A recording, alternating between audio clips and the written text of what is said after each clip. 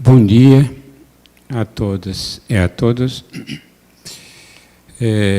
Primeiramente, gostaria de agradecer ao professor Herbert, coordenador do nosso programa de pós-graduação em Ciências Sociais, pelo convite e deferência para proferir mais uma aula inaugural em nosso programa. Quem foi presente na aula passada, a turma anterior, se lembra que me debrucei sobre o tema as diferenças constituem a riqueza coletiva da humanidade, mas por que foram decretadas em fonte de discriminação entre seres e sociedades humanas. O momento que estamos vivendo, a gente pode ver como as diferenças e nossas convicções político-ideológicas podem fazer esquecer o essencial, esquecer o povo brasileiro, esquecer a nação e manipular as diferenças ao proveito de um grupo, de uma facção, pelo controle do poder. Para uma universidade que nasceu na esfera dos debates sobre cotas ditas raciais, e queria que os alunos, gostaria que os alunos que foram beneficiados por essas chamadas cotas possam ter consciência daquele que significa esse conceito de raça. A raça que é apenas uma das modalidades das diferenças, mas uma das modalidades de diferenças que criou sérios problemas na história da humanidade. Muitos de nós já ouviram falar do antissemitismo em nome de que o regime nazista liderado por Adolf Hitler legitimou e justificou o genocídio de 7 milhões de judeus e de 300 mil ciganos durante a Segunda Guerra Mundial. Muitos de vocês sabem da história de Nelson Mandela, que passou 27 anos de sua vida ativa na prisão por ter desafiado o regime do Apartheid, que era um regime de segregação racial implantado na África do Sul a partir de 1948. Muitos já escutaram história sobre a discriminação racial nos Estados Unidos, particularmente no sul daquele país, onde também existia um regime de segregação racial comparável ao regime do Apartheid na África do Sul. Sem dúvida, ouvimos falar ou lemos algo sobre essas manifestações do racismo que aconteceram na história da humanidade e cujas lembranças ainda estão frescas na memória de algumas gerações entre nós. Essas manifestações são as mais conhecidas porque são mais noticiadas e popularizadas em nossos países e nossa educação. Mais do que isso, foram institucionalizadas e oficializadas na Alemanha nazista, na África do Sul e nos Estados Unidos da América, desde a abolição da escravatura naquele país até os anos de 1960.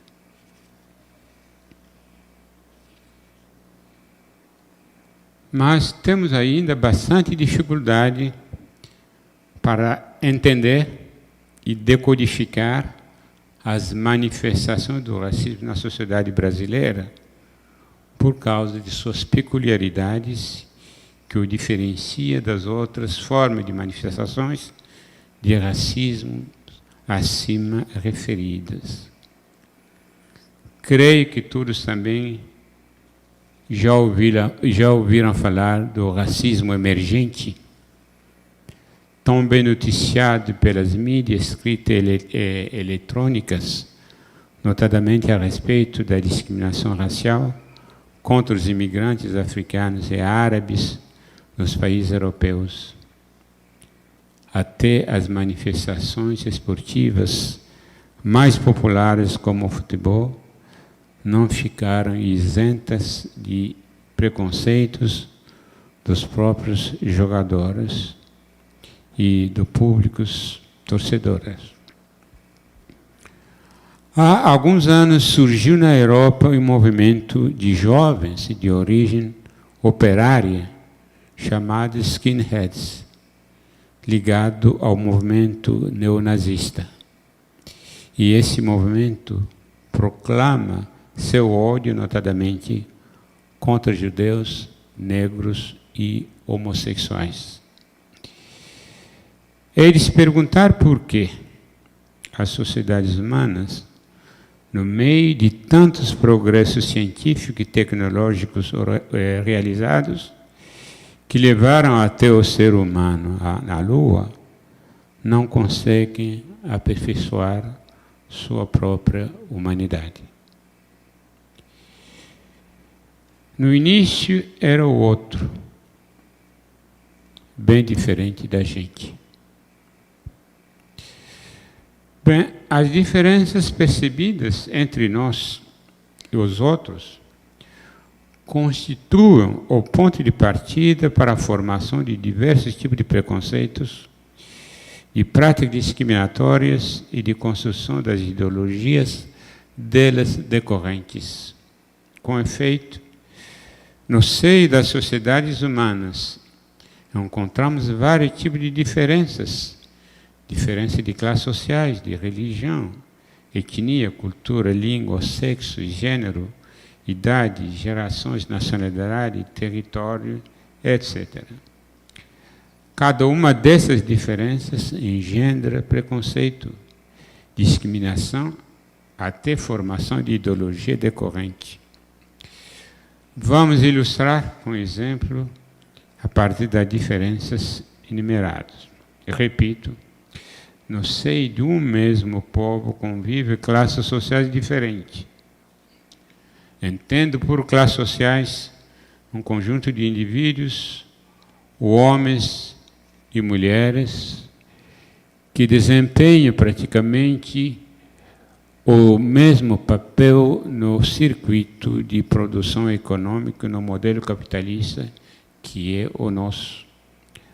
Assim tem-se a classe rica ou burguesa que diz-se é dona dos meios de produção, do capital, da terra, das máquinas, etc.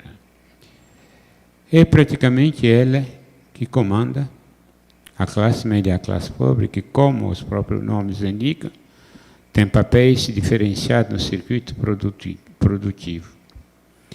As relações entre as três classes são permeadas pelos sentimentos de superioridade e inferioridade decorrentes dos preconceitos existentes entre elas. Além das classes sociais, encontramos em toda a sociedade mais de uma comunidade religiosa. Entendo por comunidade religiosa um conjunto de indivíduos, homens e mulheres, que partilham uma mesma religião, cultuam o mesmo Deus e, consequentemente, desenvolvem as mesmas crenças a respeito do mundo e do cosmos. Geralmente, os membros de uma comunidade religiosa pensam que sua religião é a melhor do mundo e a única verdadeira, sendo as outras consideradas como ruins ou inferiores. A história da humanidade oferece bastante exemplos de conflitos religiosos acompanhadas de guerras dos deuses. Lembremos-nos da história das guerras das religiões na Europa, das guerras santas muçulmanas, das cruzadas cristãs, das inquisições na Península Ibérica, dos conflitos entre os católicos e os protestantes na Irlanda do Norte, dos conflitos entre muçulmanos e católicos na Nigéria, desse conflito entre ortodoxos, católicos e muçulmanos em Kosovo, partindo também de um fundo religioso, algumas sociedades são divididas em castas superiores e inferiores, como no hinduísmo da Índia, que a partir do princípio de pureza e impureza, divide a sociedade em 4 castas superiores hierarquizadas.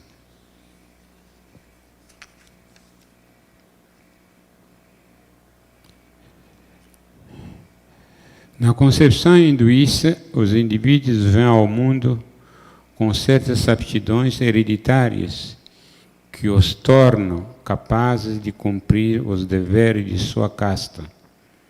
É proibido a mistura de sangue, o que torna a casta endogâmica. Antes de 1950, os intocáveis, os chamados Dalit, que vocês viram na novela Caminho das Índias, os intocáveis não podiam estudar numa universidade pública junto com os membros das 4 castas superiores hierarquizadas. Não podia estar junto no mesmo templo, tomar chá no mesmo local e beber água da mesma fonte, trabalhar no mesmo local, exercer as mesmas funções como funcionários públicos. Aos intocáveis foram reservadas as profissões menos nobres, tais como limpar as ruas e os esgotos, cremar os mortos e trabalhar com o couro, entre outros.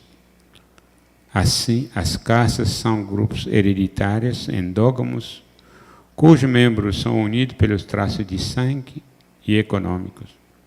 Por isso, a Índia foi o primeiro país a instituir a política das cotas em benefício das castas dos intocáveis em 1950, ou seja, 3 anos após sua independência, obtida em 1947. Porque, apesar de ter sido juridicamente anulado o sistema de castas, os dirigentes indianos tinham consciência de que as crenças religiosas têm mais força de coação numa sociedade de crente do que as leis.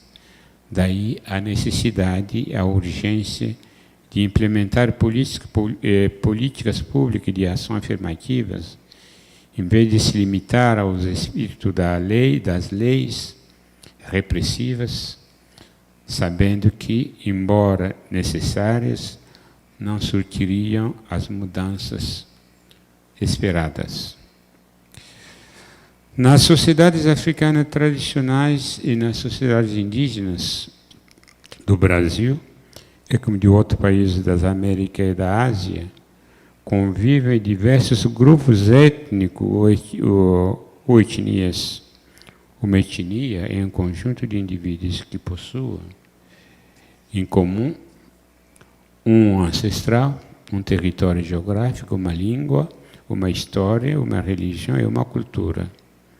Colocando-se numa posição etnocêntrica, seus membros desenvolvem preconceitos étnicos ou culturais, quando manifestam tendência em valorizar sua cultura, visão do mundo, religiões e em menosprezar as de outras etnias consideradas inferiores. Coletivamente, os homens se consideram superiores às mulheres, a quem atribuem dons intelectuais e psicológicos inferiores. Daí o preconceito de sexo ou de gênero, que desembocou na ideologia machista. No seio do mesmo sexo, os heterossexuais se consideram melhor e superior aos homossexuais. Entre os jovens e os velhos se desenvolve também o preconceito de idade. Tem-se país com mais de uma comunidade linguística e que fala mais de uma língua nacional, no exemplo do Canadá, da Bélgica, da Suíça, da Espanha e da grande maioria dos países africanos. Aqui também existem preconceitos linguísticos que já desembocaram até em conflitos etnolinguísticos, em tentativa de separação, nos casos conhecidos da Espanha, da Bélgica e do Canadá. Entre nações, algumas se consideram superiores, em especiais as nações consideradas ocidentais, as nações ocidentais que colonizaram os países da África e da América. Daí o preconceito nacional, que pode desembocar numa ideologia nacionalista fascista, como o nazismo, que quis dominar as outras nações europeias em volta. Não existe sociedade sem preconceitos e não há preconceitos sem sociedade. É por isso que se diz que os preconceitos são universais, mas nem por isso que vamos naturalizar e homologar os preconceitos, pois são fenômenos culturais produzidos pela sociedade na qual eles têm uma certa função. Qual é essa função dos preconceitos na sociedade? Valorizar a cultura, a língua, a religião, a visão do mundo e outros valores do seu grupo, de sua comunidade, de sua etnia, de sua nação, para que a partir dessa valorização se possa criar a adesão à unidade, à solidariedade e à identidade que garante a sobrevivência do grupo. Ninguém se sentiria orgulhosamente membro de sua família, de sua comunidade religiosa, de sua linhagem, de sua etnia e de sua nação, se durante o processo de educação e socialização não fossem enfatizados e inculcados o valor positivo dessa comunidade de pertencimento. Isso é a função positiva do etnocentrismo e dos preconceitos favoráveis a seu grupo e a nós em relação a outros. Mas nem por isso que devemos fechar os olhos e deixar de considerar o lado negativo dos preconceitos, pois eles possuem em germe as condições necessárias ao nascimento da discriminação. Entre outros termos, o fechamento radical em torno de nós leva aos mecanismos de discriminação que degeneram em desigualdade e conflitos sociais. Daí a importância e a emergência de um outro modelo de educação que enfatize a convivência pacífica e igualitária das diferenças numa sociedade plural como a nossa, onde gêneros, raças, etnias, classes, religiões, sexos se tocam cotidianamente no mesmo espaço geográfico. Por isso, o conceito de educação e de uma pedagogia multicultural está invadindo com muita força o vocabulário dos educadores no século XXI.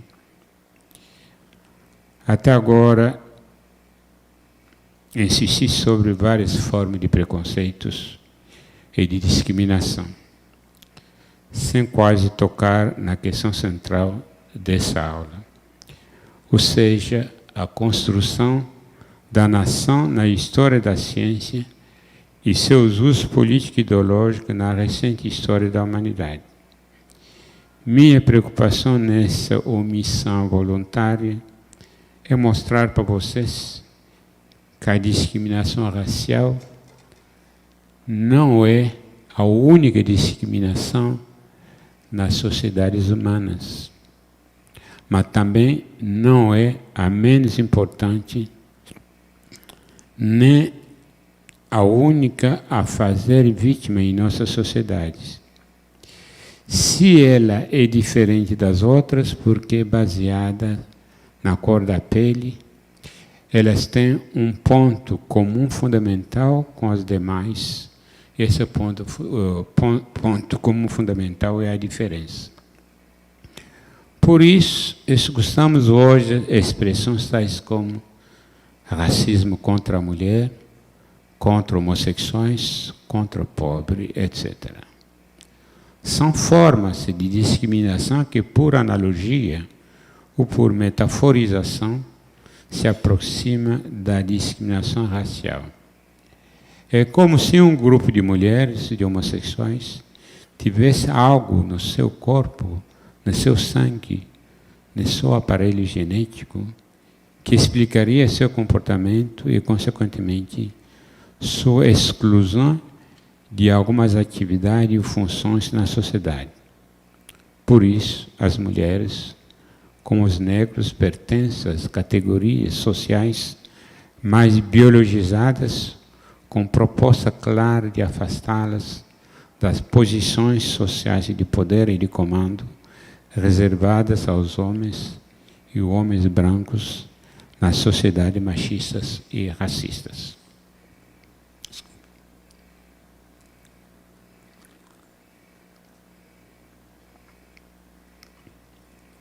Creio que estamos agora minimamente preparados para entrar na questão central dessa aula. Afinal, o que é a raça? Vemos e atropelamos em nossos cotidianos pessoas de cor da pele diferente da nossa. Negro, branco, amarelo, mestiço e índios. Branca, negra, ou preta e amarelas remete à cor da pele dessas pessoas que conjuntamente constituem as três grandes raças conhecidas que fazem parte do nosso imaginário coletivo. A questão interessante a ser colocada é saber se todas as pessoas denominadas negras, brancas e amarelas e que pertencem a essas raças aparentem realmente essas cores.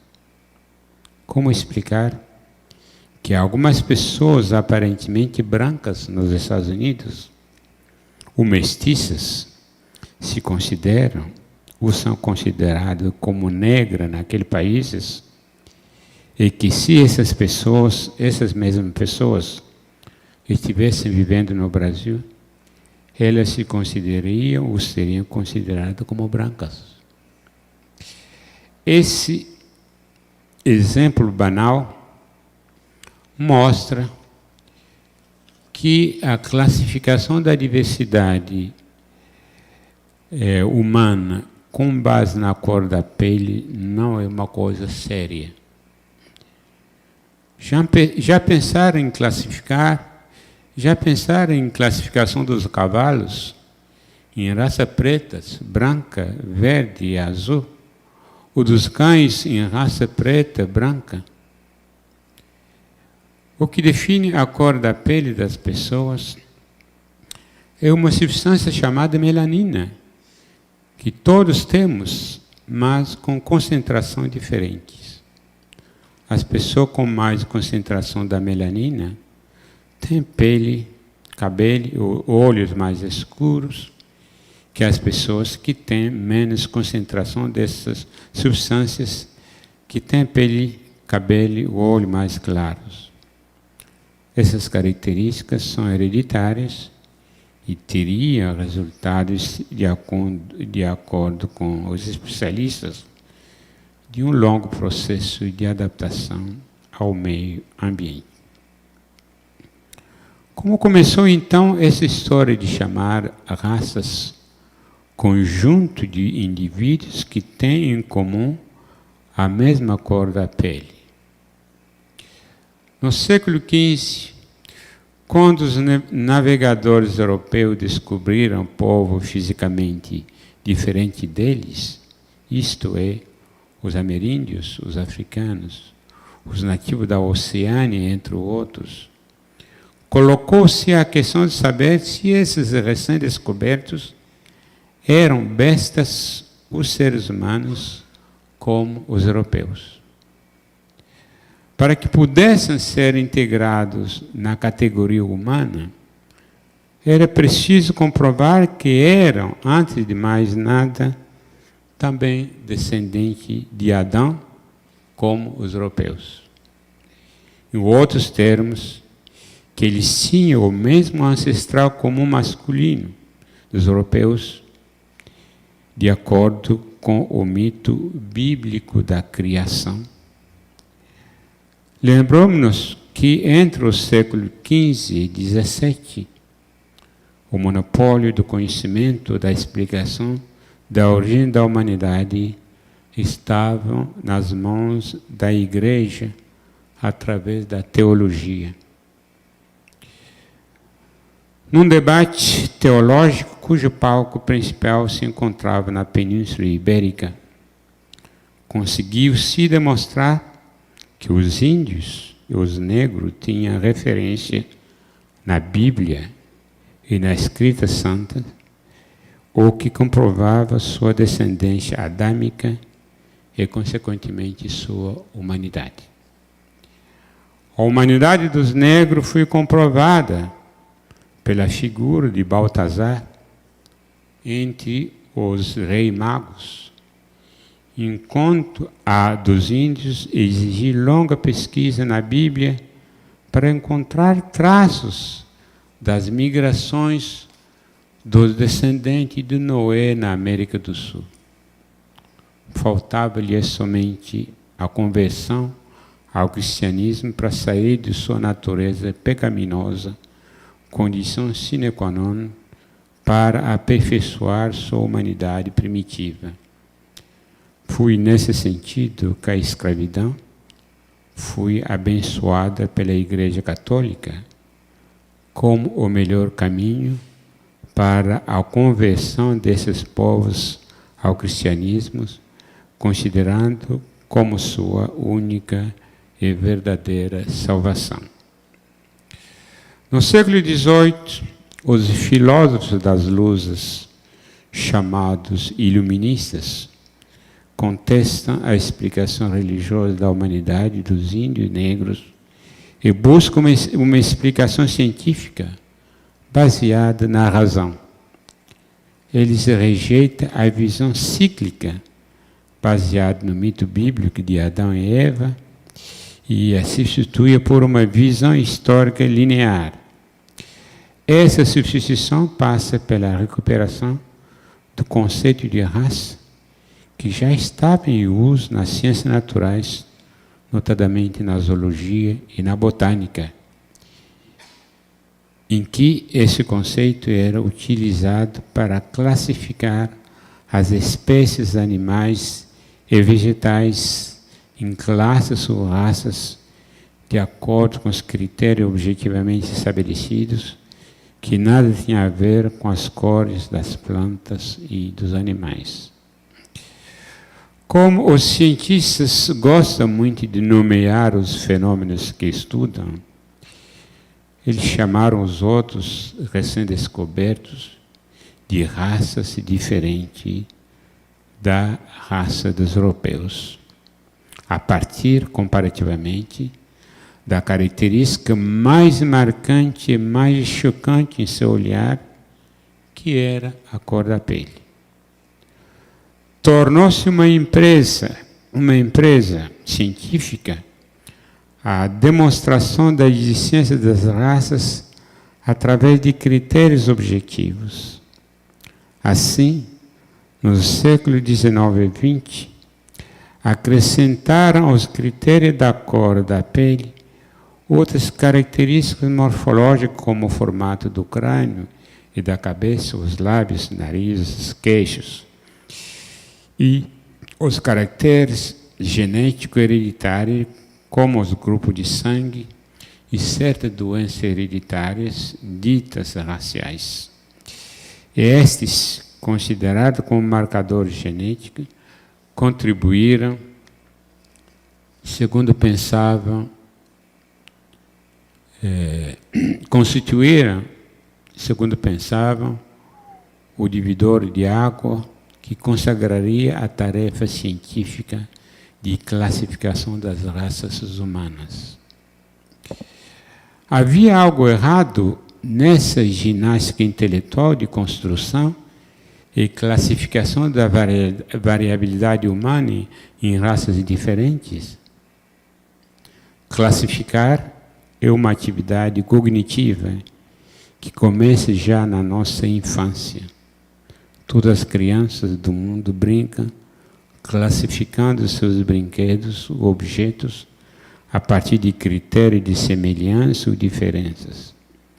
Na vida de estudiosos, pesquisadores e cientistas, a construção das tipologias ou classificações auxilia na operacionalização do pensamento e da análise. É uma maneira de colocar ordem na desordem para facilitar a busca da compreensão. Imagine-se como seria difícil de encontrar um livro numa grande biblioteca sem classificação por autores e assuntos.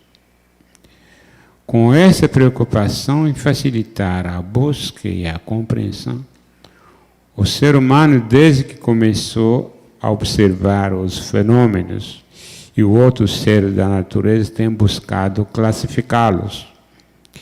A primeira tentativa consiste em distinguir os seres animados dos inanimados, os minerais, os vegetais e os animais. Entre os animais, por exemplo, não há como confundir um caranguejo com um antílope, uma tartaruga com uma cobra. São todos animais, mas concordamos que são todos diferentes. Na história da ciência, os esforços de classificar os seres vivos começou, como já foi dito, na zoologia e na botânica. Era preciso encontrar categorias maiores, por sua vez subdivididas em categorias menores. Os termos para designar as categorias são, como todos os fenômenos linguísticos, convencionais e arbitrários. Assim, as principais categorias foram as divisões de filho, subfilho, classe, ordem e espécie. Como humano, pertencemos ao filho dos cordados, ao subfilho dos vertebrados, como os peixes, à classe dos mamíferos, como as baleias, à ordem dos primatas, como os grandes símios, e à espécie humana, Homo sapiens, sapiens, como todas as mulheres e homens que habitam nossa galáxia. Sem essa classificação, não seria possível falar de milhões de espécies de animais do universo conhecido. Somos espécies humanas, porque formamos um conjunto de seres humanos e mulheres capazes de constituir casais fecundos, isto é, capazes de procriar, de gerar outros machos e outras fêmeas. No seio da espécie humana, Homo sapiens sapiens, a que pertencemos, somos cerca de 6 bilhões de indivíduos. Não há dúvida de que constituímos uma grande diversidade humana. Da mesma maneira que distinguimos o babuíno do orangotango, não podemos confundir um mbuti, pejorativamente chamado pigmeu da República Democrática do Congo, com um chinês, um norueguês ou um senegalês. A exemplo das classificações feitas em zoologia e em botânica, a antropologia física, uma nova disciplina que nasceu no século XVIII, tentou classificar a diversidade humana, comparando a espécie humana em apenas algumas categorias batizadas raças. A palavra raça, em língua portuguesa, foi emprestada do italiano razia, por sua vez emprestado do latim ratio, que significa sorte, categoria, espécie. Em latim medieval, a palavra raça tornou-se sinônimo de descendência, linhagem. Foi nesse sentido que a raça foi usada no século XVII e XVII para distinguir as classes sociais ou castas. Foi o caso, notadamente, da França, dessa época, onde as grandes castas existentes, isto é, os francos de descendência germânica, que constituíam a casta nobre, e os gauleses, constituindo a casta ou a classe inferior, se consideravam como raças diferentes, sem considerar a cor da pele, pois eram todos loirinhos.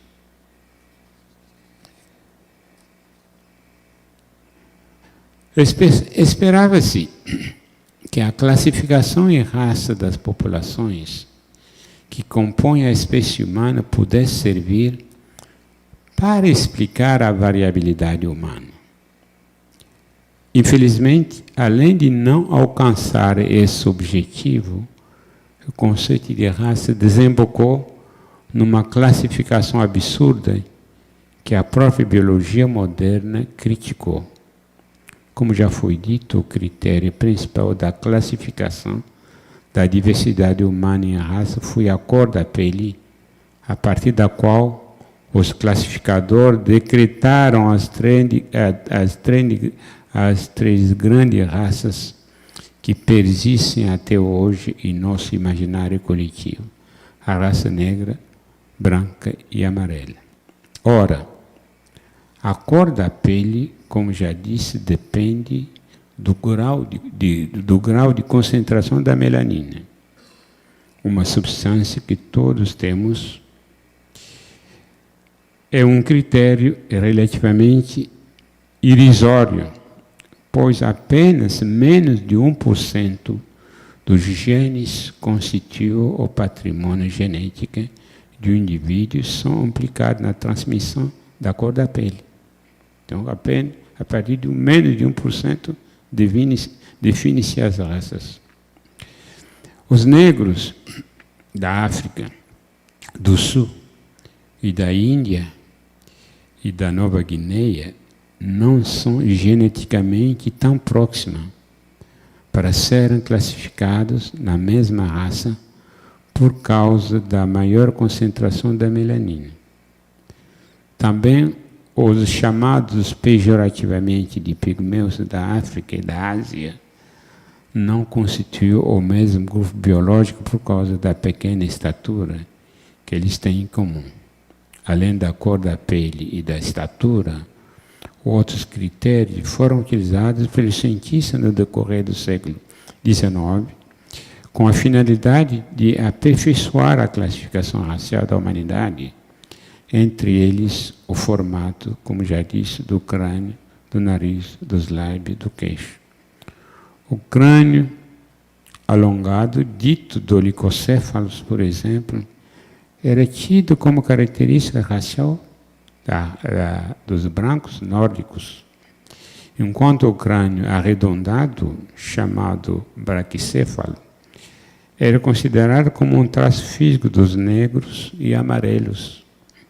Porém, em 1912, o antropólogo Franz Boas observou nos Estados Unidos que o crânio dos filhos de imigrantes não brancos, por definição braquicéfalos, apresentava tendência em alongar-se, o que tornava o formato do crânio um critério dependente mais da influência do meio ambiente do que dos fatores raciais hereditários.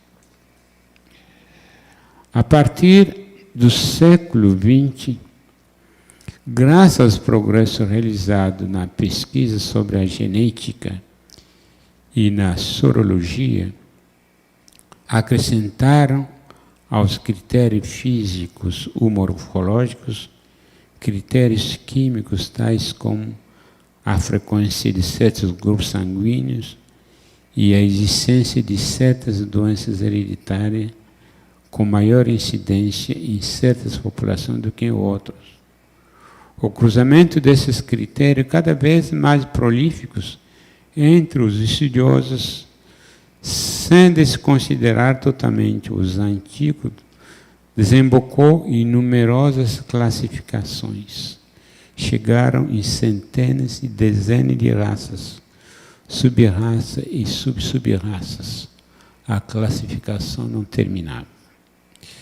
Na última fase dessa operação classificatória, os cientistas se dedicaram a fazer pesquisas comparativas entre os patrimônios genéticos dos indivíduos pertencendo a raças diferentes e chegaram a conclusões desencorajadoras, pois o patrimônio genético do indivíduo A da raça negra podia estar mais próximo do indivíduo B da raça branca e mais distante do patrimônio do indivíduo C da raça negra. Depois de quase 2 séculos de pesquisa, a inoperacionalidade dos critérios escolhidos na classificação levou os próprios cientistas, biólogos e genetistas humanos à conclusão de que a noção de raça humana não tinha base científica, ou seja, que a classificação da variabilidade humana em raças não podia ser obtida pela simples consideração dos critérios morfológicos, nem pela simples comparação dos patrimônios genéticos das populações.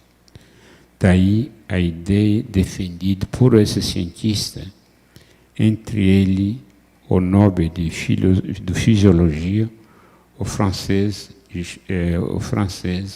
François Jacobi, de que a raça não existe biologicamente.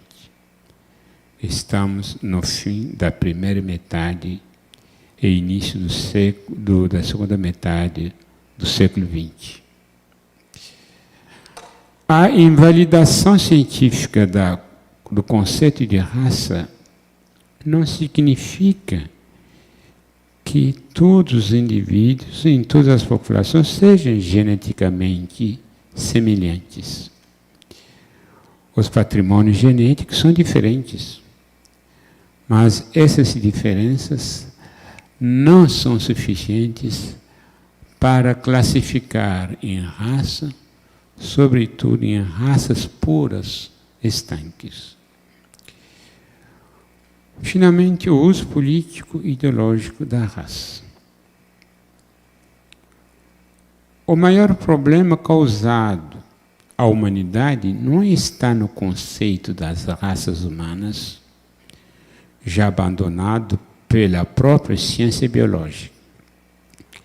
Se os filósofos, naturalistas, biólogos, antropólogos, físicos do século XVIII e XIX, principalmente, tivessem limitado seus trabalhos à classificação dos grupos humanos em função das características físicas e dos caracteres genéticos diferentes, eles não teriam causado nenhum mal à humanidade.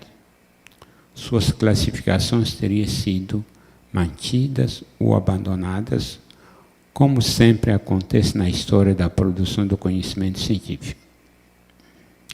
Infelizmente, desde o início, eles se deram o direito, em nome de sua autoridade científica, de hierarquizar as chamadas raças, ou seja, de classificá-las numa escala de valores superiores e inferiores, criando uma relação intrínseca entre o corpo, os traços físicos, a cor da pele e as qualidades intelectuais, culturais, morais e estéticas. Assim, os indivíduos da raça branca, por definição portadores da pele mais clara, dolicocéfalos, foram considerados, em função dessas características, como os mais inteligentes, mais inventivos, mais honestos, mais bonitos e, consequentemente, os mais aptos para dirigir e até dominar as populações de raças não brancas, negras e amarelas, principalmente negra de pele escura, que, segundo pensavam, tornava as mais estúpidas, menos inteligentes, mais emotivas e, consequentemente, sujeitas à escravidão, colonização e outras formas de dominação e exploração. A hierarquização deu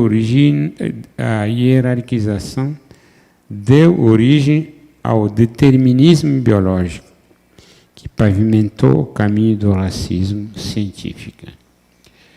Essa hierarquização era considerada na época como uma ciência das raças, mas na realidade era uma pseudociência, porque seu conteúdo era mais doutrinário do que científico. Desde então, os comportamentos das pessoas começaram a ser julgados não em função de suas qualidades e defeitos individuais, mas sim em função do grupo ou raça ao qual pertencem. Recuperando a história, concordamos que a deportação dos milhões de negros africanos para as Américas começou no século XVI através do tráfico humano. Esse processo foi anterior à obra de classificação científica da diversidade humana em raças hierarquizadas, que começou no século XVIII, tendo seu apogeu no fim do século XIX e início do século XX.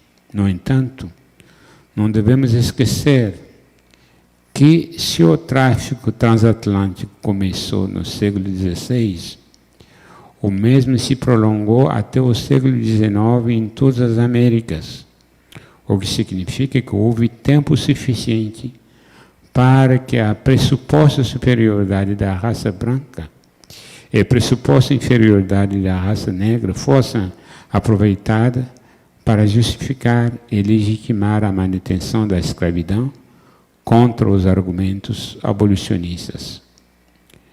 Não esqueçamos também que no século XIX marca o início da Revolução Industrial na Europa, principalmente na Inglaterra, e da colonização oficial no continente africano. Essa última precisou também ser justificada e legitimada. Nada melhor que a autoridade científica que substituiu o poder da Igreja e da ciência para mostrar que a inferioridade natural dos negros africanos poderia ser corrigida pela missão civilizadora ocidental. Através da máscara científica, a ciência das raças serviu como corpus científico justificador e legitimador do sistema de dominação da época, quer dizer, escravidão, colonização, do que como explicação da variabilidade humana. Gradativamente, essa doutrina chamada ciência começou a sair dos livros e circuitos intelectuais para se difundir no tecido social e no conjunto das populações ocidentais dominantes. Nos dicionários e enciclopédias entre os séculos XVIII e XIX, negro era sinônimo da humanidade inferior. Além de legitimar a escravidão dos africanos nas Américas e sua colonização em loco, o discurso racialista foi também utilizado pelo nacionalismo nascente, como o nazismo, por exemplo, para justificar e legitimar o genocídio de milhões de judeus e ciganos durante a Segunda Guerra Mundial. Não foi o único genocídio, pois milhões de índios e de africanos foram também mortos durante as guerras de conquista colonial e na travessia para as Américas. Podemos nos aproveitar dela para uma breve reflexão crítica sobre o conceito de raça, que na cabeça dos nazistas e dos seus sobreviventes atuais, nada tem a ver com o conteúdo da raça do ponto de vista da biologia. Quem podia, no calor da guerra, distinguir ao olho nu os judeus dos outros brancos não judeus? Os judeus alemães dos judeus não alemães. Era tão difícil que, para fazer a distinção, os judeus foram obrigados a usar a estrela amarela, a estrela de Davi, estampada em suas roupas. Uma comunidade cuja verdadeira identidade religiosa foi transformada em raça fictícia, chamada raça judia, quando na realidade seus membros são brancos, como os outros brancos da Europa e do mundo. O que diriam hoje os racistas a respeito dos judeus negros da Etiópia e dos judeus árabes do Iêmen? Algumas perguntas para refletir.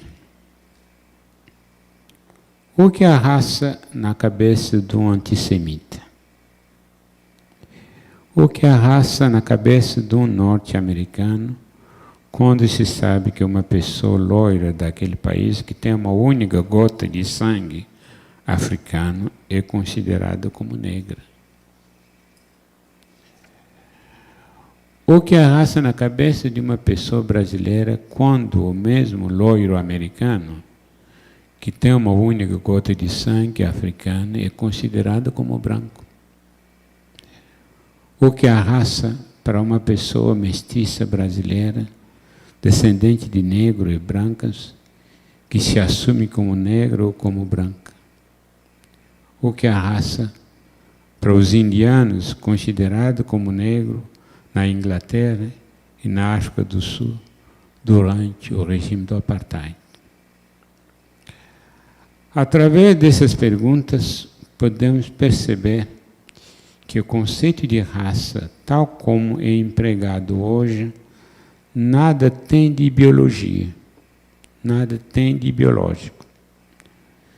Se a raça é definida pela cor da pele dos indivíduos, como explicar que as pessoas aparentemente de cor branca sejam consideradas negras em algum país e brancos em outros? Isso significa que a acepção de raça, apresentada sempre como uma categoria biológica natural, é, na realidade, uma categoria política e ideológica. Com efeito, nas diferentes culturas ou sociedades onde esse termo está em uso, ou mesmo pode ser impregnado de diversos significados. Em outros termos, o campo semântico de um termo pode mudar de uma língua ou de uma cultura para outra. Esse campo é determinado pela estrutura global da sociedade e pela relação de poder que a governa. Nesse sentido, negro, branco e mestiços não significa a mesma coisa nos Estados Unidos, no Brasil e na África do Sul. Muitas vezes deixamos de utilizar a palavra raça para manter apenas as cores que simbolizam as chamadas raças. Assim, falamos cotidiana e correntemente de negro, branco e índio, asiáticos ou amarelos. Isso não significa, ao empregar esses nomes, que estamos necessários e absolutamente praticando a discriminação racial contra essas pessoas. Na vida prática, temos, às vezes, a necessidade de identificar uma pessoa descrevendo-a pelas suas características físicas, quando falamos dela com uma terceira pessoa. Assim podemos descrevê-las como homem, mulher, jovem, velha, alta, baixa, branca, negra, mestiça, magra, gordo, grande, pequeno, etc. Porém, quando estamos numa relação de interpelação com essa pessoa, deveríamos chamá-lo pelo nome próprio, que simboliza sua identidade individual e não coletiva: negra, negro, neguinho, negrinha, negrão, negrona, que passa pela cor da pele ou mesmo por uma falsa identidade morena para fugir da negra, considerada como diminuição da pessoa. Por isso, chamo a atenção sobre uma confusão que devemos evitar entre a identificação de uma pessoa pela descrição de sua característica física e a classificação dessa pessoa numa raça que define seu comportamento individual, pois a classificação em nosso imaginário coletivo, numa sociedade racista, é sempre acompanhada de uma dose de hierarquização. Vimos que o termo raça tem mais um fundamento biológico e que seu uso em ciências sociais é uma construção sociológica que auxilia na análise de um sistema social. Essa utilização é uma prova de racismo da parte dos seus utilizadores? É uma pergunta. Certamente não. Seria uma acusação simplista, uma confusão entre o julgamento sobre um indivíduo e a análise de um sistema. Uma confusão entre raça enquanto objeto cientificamente não existe e a raça enquanto noção e ferramenta de análise. Desculpa, vou repetir. Uma confusão entre raça enquanto objeto que cientificamente não existe e raça enquanto noção e ferramenta de análise. O problema da sociedade é o racismo, que no século XXI independe da raça, pois se articula através de outras diferenças históricas e culturais e não necessariamente pela diferença biológica ou racial. É fútil tentar suprimir um problema da sociedade pela supressão da palavra, sobretudo num país onde o racismo se constrói pela negação do mesmo veiculado pelo ideal de democracia racial.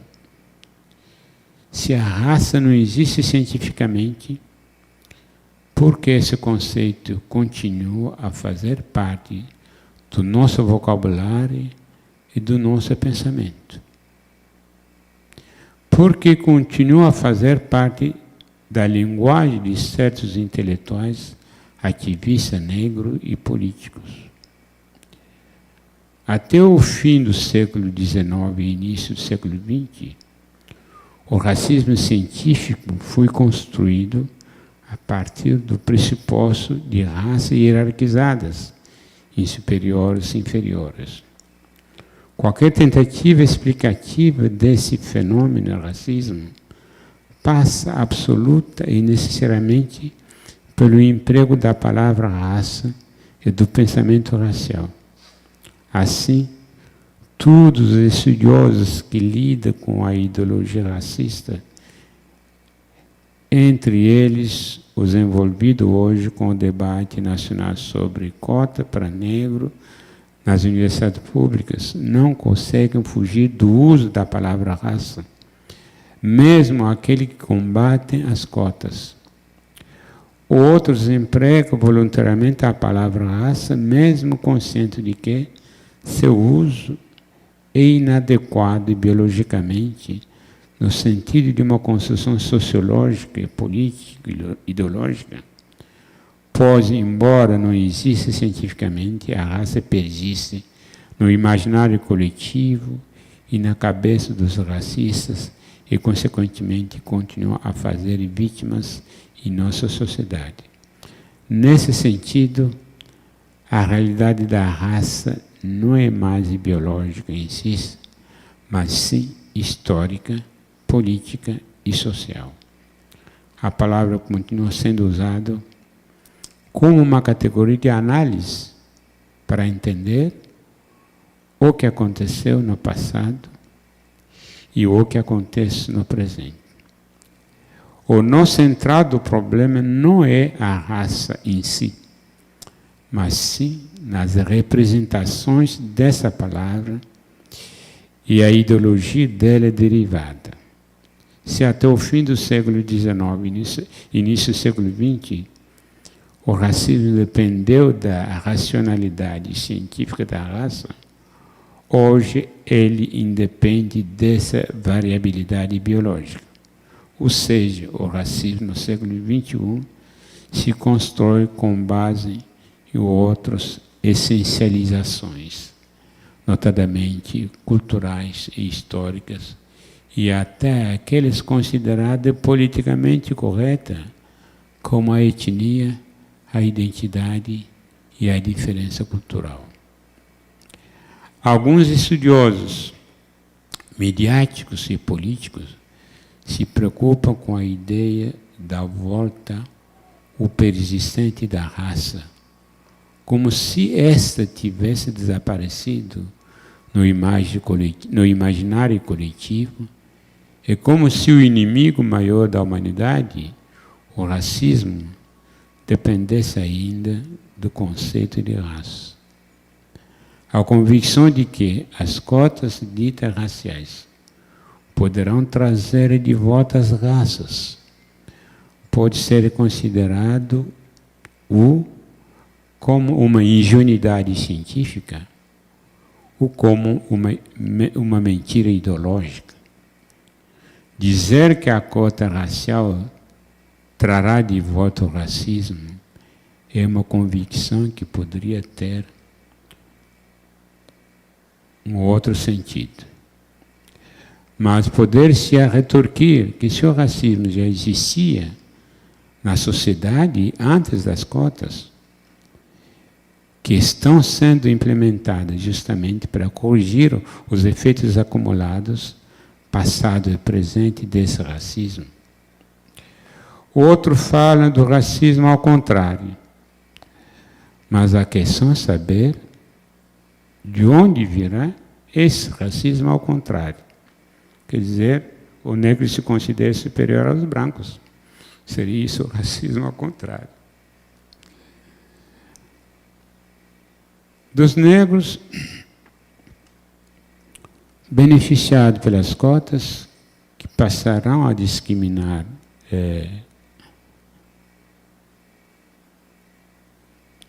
dos negros que beneficiados pelas cotas, que passarão a discriminar os brancos, considerando-os inferiores, numa sociedade onde eles ainda estão na estrutura, onde ainda eles não estão na estrutura do poder, onde se pratica o racismo institucional. O que justifica e continuará a justificar os preconceitos e as práticas discriminatórias são diferenças. Elas são naturais, existem, pode jogar fora o conceito de raça, mas a diferença, eles existem. Eles são. O que justifica e continuará a justificar os preconceitos e as práticas discriminatórias são as diferenças, que são realidades naturais. Quando eles não existem naturalmente, elas são inventadas como se inventou a raça judia.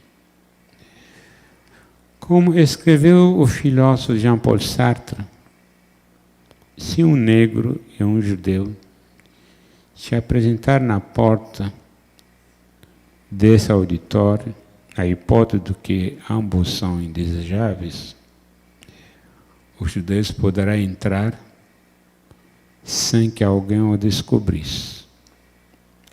Mas o negro será barrado na porta da entrada por causa da geografia do seu corpo. Francamente, quem discrimina,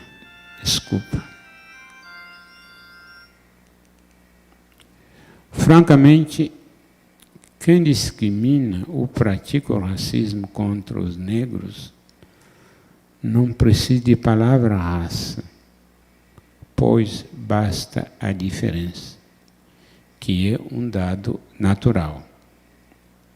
Nos Estados Unidos, onde até branco portador de uma única gota de sangue africanos podem passar por brancos,